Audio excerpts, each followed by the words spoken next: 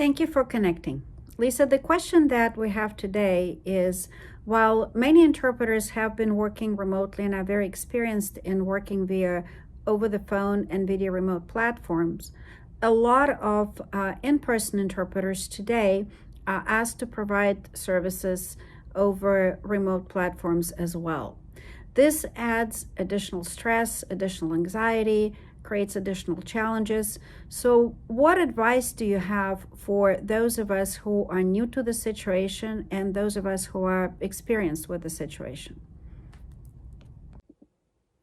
One of the big challenges that many people are having to adjust to with the coronavirus is moving from an in-person experience when they're working with someone to having to facilitate communication through a virtual platform, such as right now through a computer.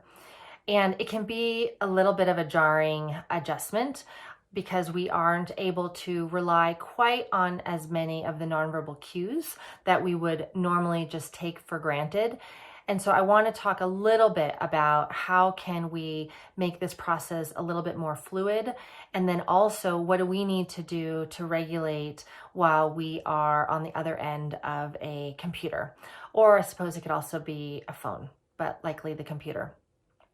So the first thing I just want you to be aware of is, as I'm over here talking, that you're still very much aware of many of my nonverbals. You can see my hands, you can see my face.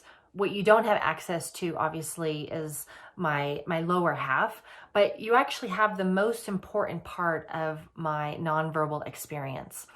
And so the first thing is that if you're having to facilitate, make sure that you get some support where the camera is set up in such a way where you can really see people from the waist up to the best of your ability.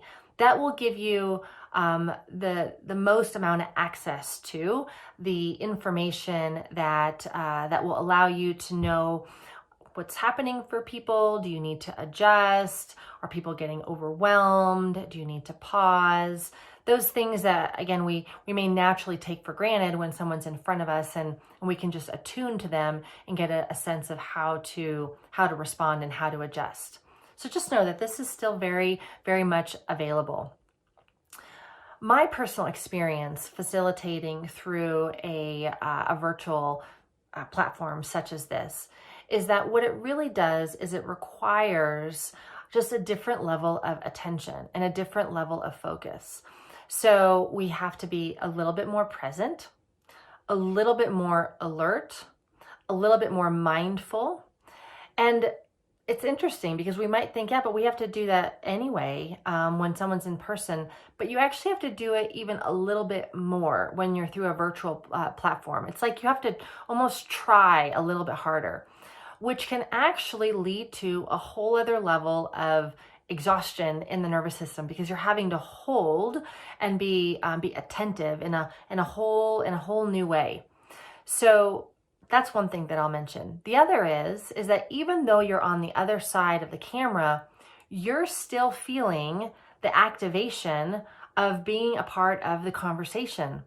So when the individuals that you are helping be a bridge for in communication, when one escalates or someone starts to feel anxious or sadness comes in, you're still going to feel it even though you are on a virtual platform, which means that your nervous system is still going to be affected in the conversation.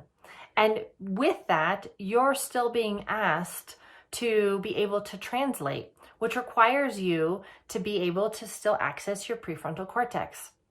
So just because we're moving from an in-person experience to a virtual platform doesn't mean that we can stop regulating. In fact, because of the first thing that I said about how we need to maybe even be a little bit more attentive, we actually may need to regulate even more.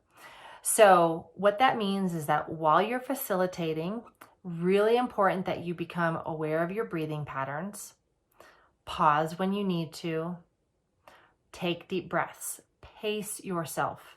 And by the way, your ability to pace yourself will also help pace the people that are also looking at you or watching you or listening to you in the process too. So you can really set the stage for helping regulate everybody in the discussion. Have something like a glass of cold water.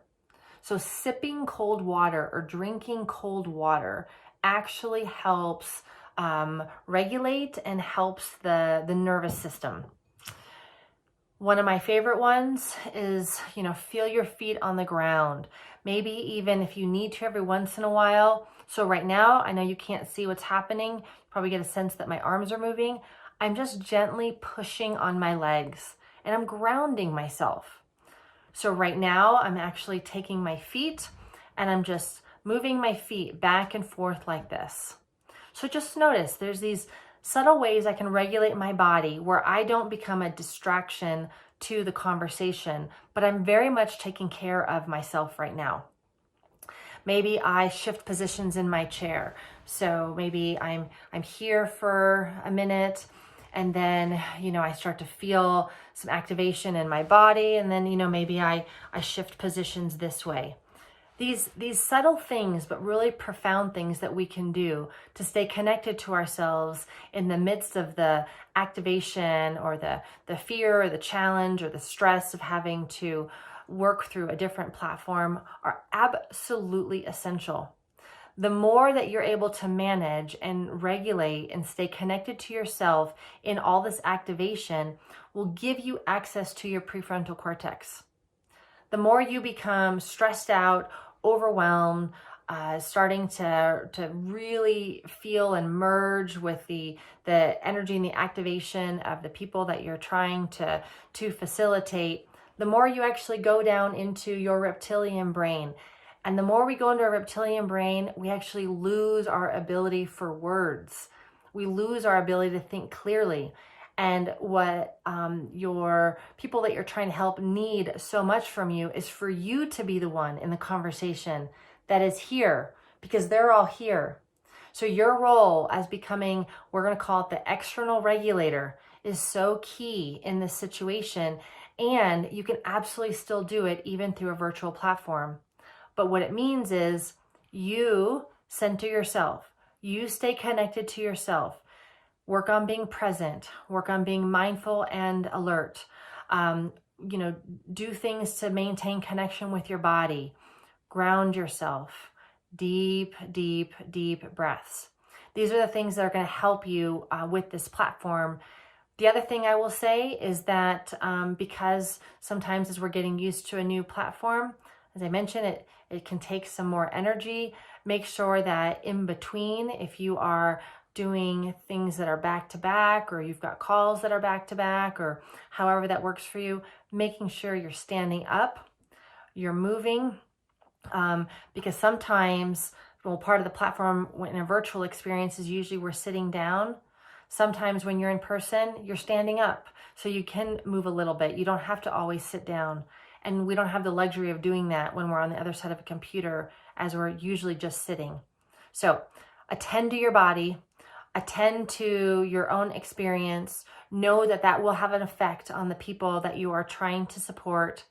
Still be mindful and tune in to the nonverbal cues. Have someone help you set the camera up in such a way where you can maximally see people. If something happens in that environment over there, maybe there's a sound, maybe someone says something and you missed it because you're not in the room, it's okay to ask, can someone please explain to me what just happened? Can someone please fill me in on what that was or what was just said? Work together as a team. I promise you that the individuals that you are helping are so incredibly thankful that you're there.